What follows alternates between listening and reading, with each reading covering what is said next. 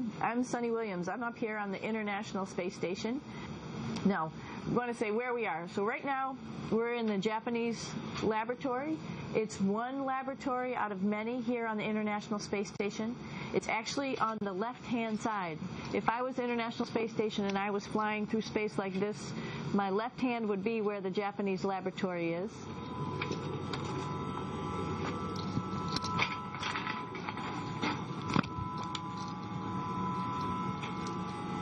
So now again, we're on the right-hand side, all the way on the right of the International Space Station. This is Columbus, the European module. It has science experiments all over. You could see it looks a little bit crowded. And here we do a lot of our medical experiments. So this is Node 2. This is a really cool module. Of course, most of these modules you'll see they have 4 sides, and they're put together. That way we could sort of work on a flat plane, either a wall, a floor, another wall, or the ceiling. But, you know, again, all you have to do is turn yourself and your reference changes. The reason I'm bringing that up is because this is where 4 out of 6 of us sleep. And so people always ask about sleeping in space. Do you lie down? Are you in a bed? Not really, because it doesn't matter. You don't really have the sensation of lying down. You just sit in your sleeping bag. So here's one sleep station right here. I'm going in right now. You can follow me if you want. So I'm inside. It's sort of like a little phone booth, but it's pretty comfy. I've got a sleeping bag right here that we sleep in, so we don't have sort of like a little bit of a cover. We don't fly all over the place. But, you know, you can sleep in any orientation. I have it sleeping, feeling like I'm standing up right now, but like you saw, I'm on the floor. But it doesn't matter if I turn over and I sleep upside down. I don't have any sensation in my head that tells me that I'm upside down, so it really doesn't matter. The sleep station is also like a little office. We've got a computer in here. As you can see, we've got a couple little toys. I've got some books. I've got some clothes and other things that make it sort of like home. I'm coming out. And just for reference, that's one sleep station. This one's another. Right here. There's one on the ceiling, if you want to call it. Right here. And then there's a 4th on the other wall over here. So all of us sleep in a little bit of a circle. All right, come on back. There's more to show you.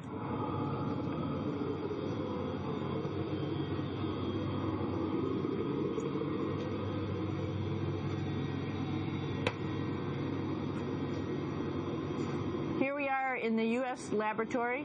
Again, this is a laboratory with science experience on all of the walls here, all sorts of stuff that we do. And one of the things we also do is we exercise. We have some exercise equipment on board the space station. We need to do that because we lose bone density and muscle mass while we're up here, and that's a result of not having to fight against gravity. So how we keep ourselves in shape are with a bike, a treadmill, and a weightlifting machine. This is the bike. You notice the clipped pedals. So all you need to do is actually clip your feet in, and then you can start pedaling. You don't need a seat because you don't sit down. Actually, I haven't sat down for 6 months now, so you don't need any type of seat. Just make sure you're held in with your pedals. You probably see that the bike bounces around a little bit. As I move it, it's not steady and held to the wall firmly. And the reason for that is the space station is pretty big. You saw that there's also solar arrays on the space station. If we start putting any forces into the space station, it's going to make those solar arrays bounce around a little bit. So to prevent that, the machines bounce around a little bit, move around a little bit. And that way we don't put any forces onto the structure of the spacecraft out to the solar arrays. All right, a little farther on. Come on.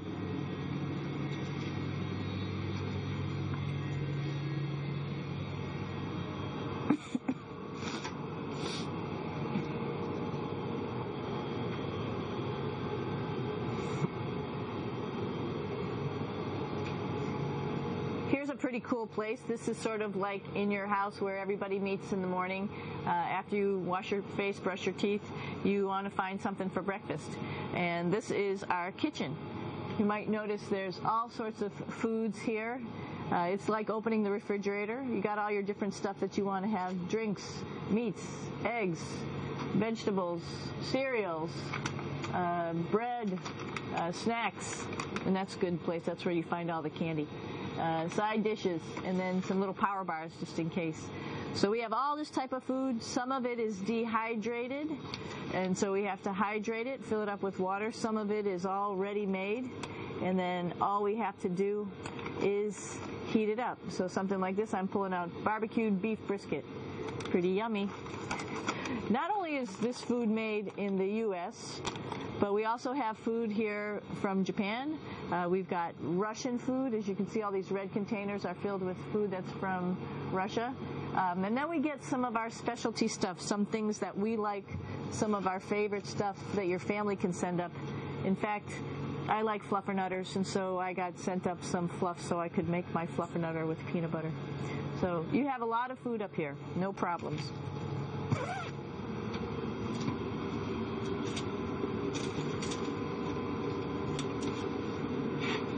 I'm here with my two buddies in the airlock.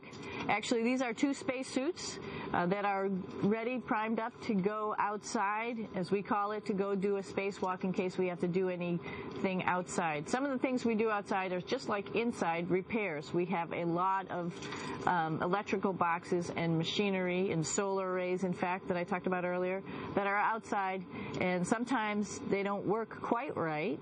Remember, space is really cold and really hot, and it's also the vacuum of space with no pressure, and so some of the equipment doesn't work well all the time. So we might have to go out and do a spacewalk.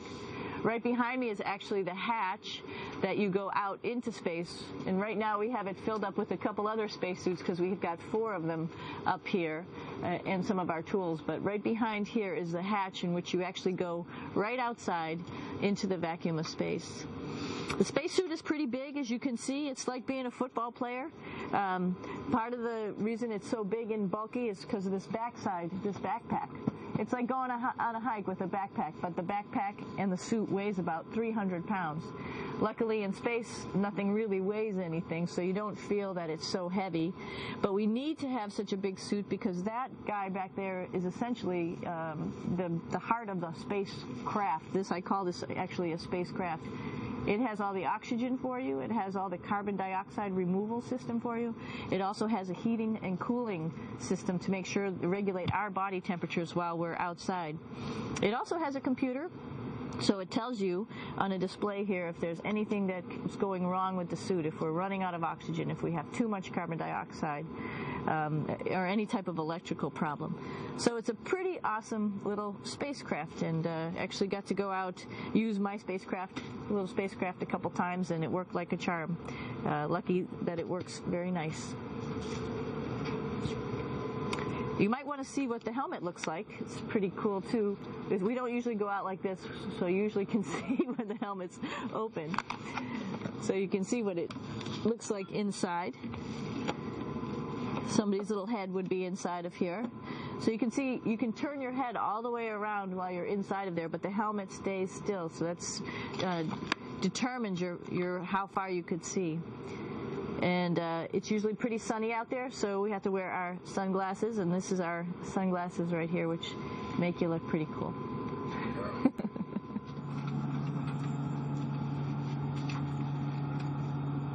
Here we are at the throne. This is awesome. You might see the little, you might have noticed the little moon on the outside. This is our orbital outhouse right here. And of course, it serves for 2 functions. Number 2, right here. I'll show you. But you see it's pretty small, so you have to have pretty good aim, and you be ready to make sure things get let go the right direction. And it smells a little bit, so I'm closing it up. And that's, of course, for number 2.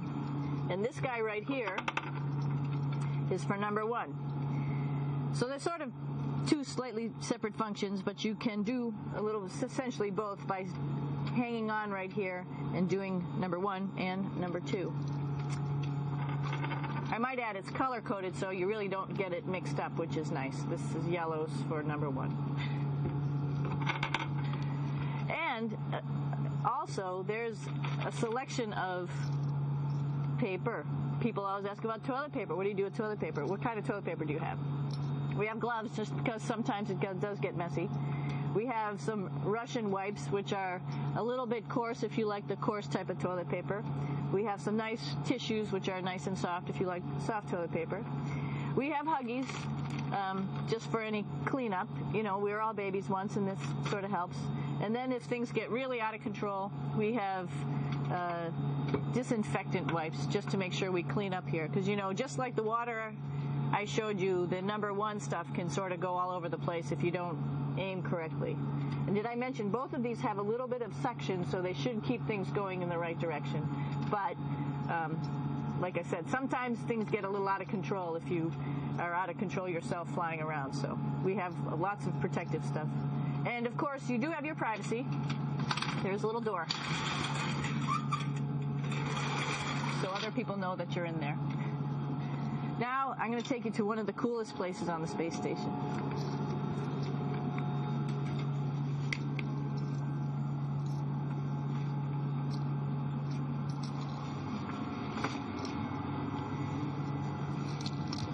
It's like a glass-bottom boat.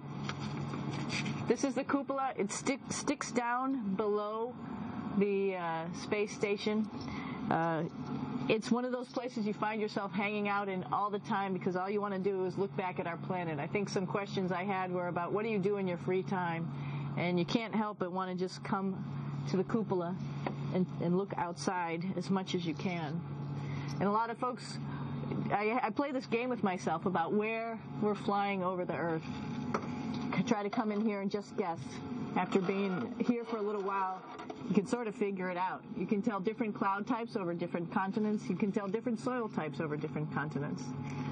So let's see. And then, of course, there's a lot of ocean. So usually we're over the ocean at first glance. I will tell you in just a moment where we are.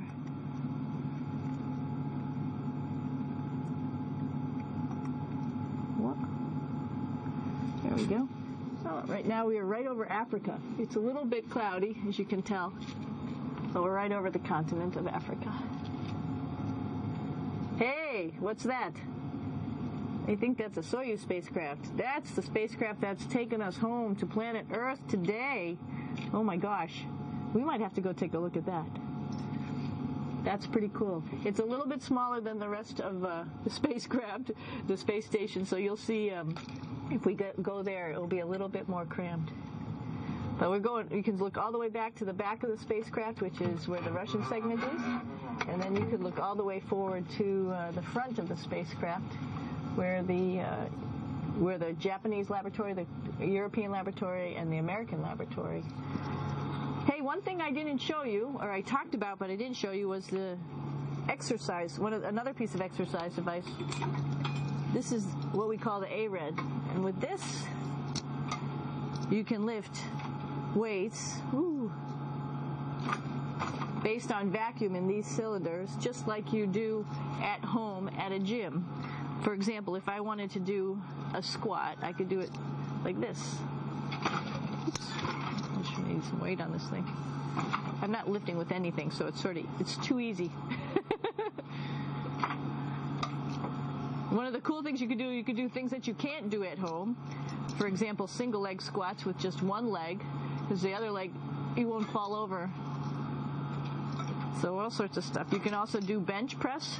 We have a bench that we could add on here, so you can work on your beach muscles. All right. I showed you the Soyuz. Let's go check it out.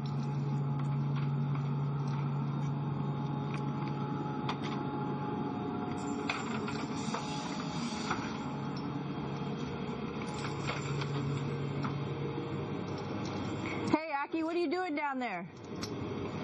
Crashing things. This is one of the cool things about space, too.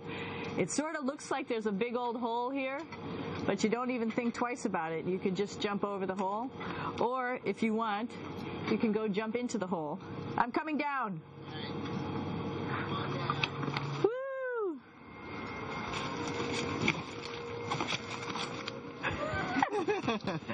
Then you can come right back up again, like Superman. Woo!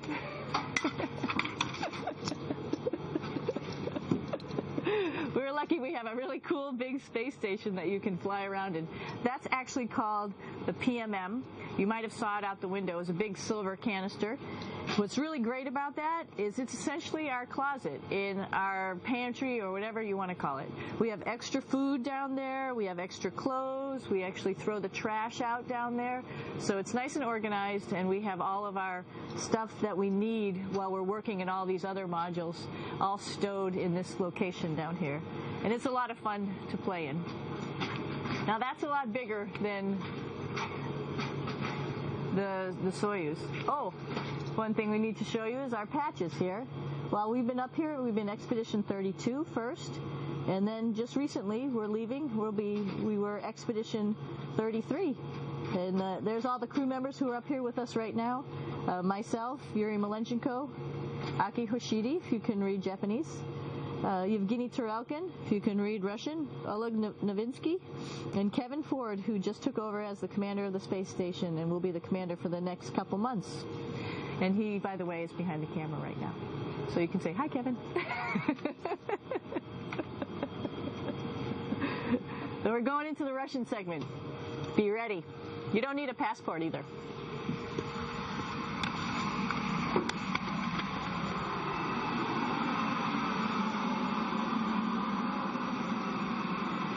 It goes a lot farther back than this. We'll go take a trip and say hello to the boys down there in just a minute. Well, let's do that first, actually, and then we'll go down to the Soyuz at the very end. This is Yevgeny. Hi. Doing a little tour.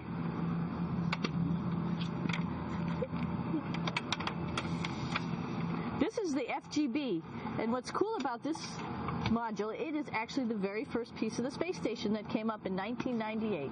The space station has been around for about now manned for 12 years, but it's been up in space for about 14 years. And this was the very first. It is like the Russians' PMM. It has a lot of storage, as you can see.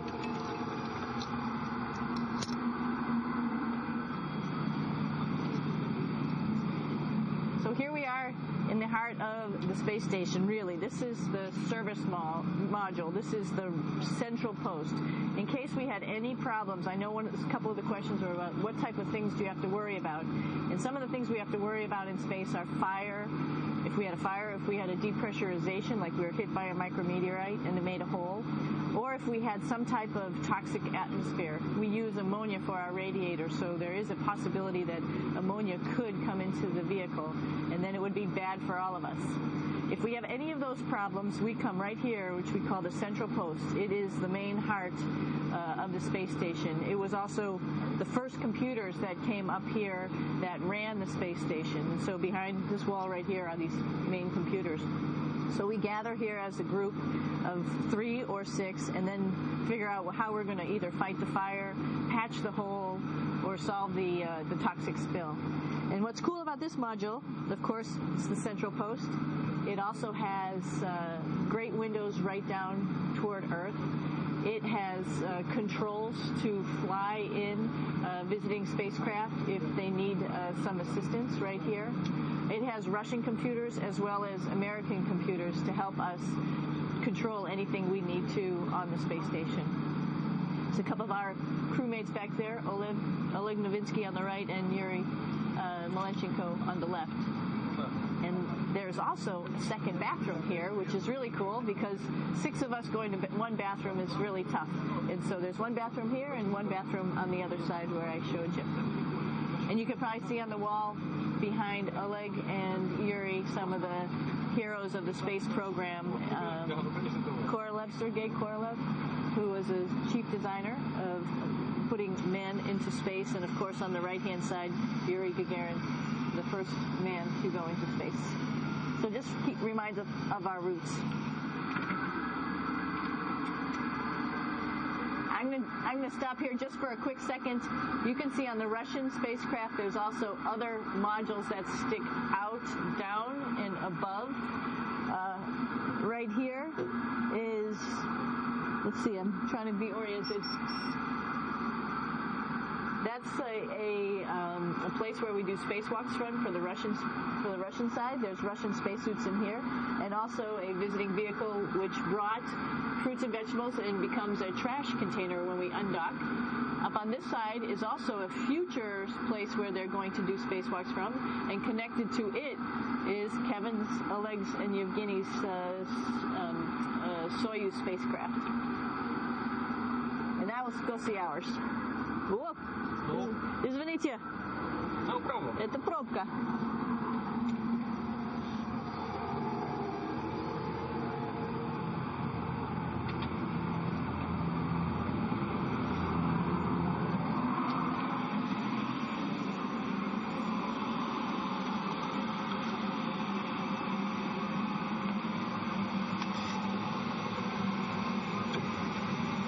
Coming down.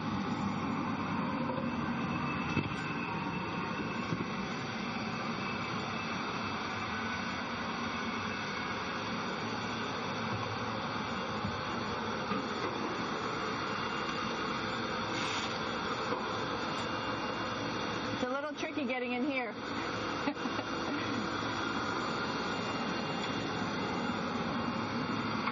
This is the docking probe right here, this big thing.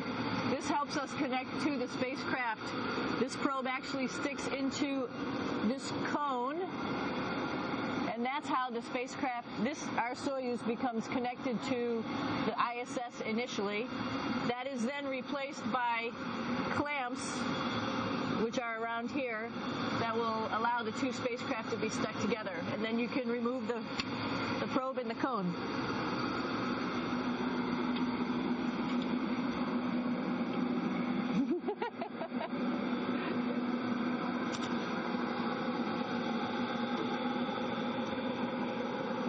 You okay? All right, so here we are in the Soyuz. This is what we call the BEO, the living compartment, Bitovoy Otsek in Russian. It also has a little bathroom. It's not as good as the other bathrooms, so we try not to use it too much. It has drinking water in it if we need something to drink. And then, of course, it's filled up with a lot of cargo for us. Bringing up and also bringing back down. It has a second purpose when it comes back to Earth. It serves as a garbage container. During the descent, we'll get rid of this area right here, and everything that's in it will just burn up as it's coming into the atmosphere. So that way we can get rid of a little bit of trash. But the main area where we were on launch and where we're going to be on descent is down here, because we're not part of the trash. So we're in a safe place. So we're in the descent module, SA. It's a little small, but you can get in.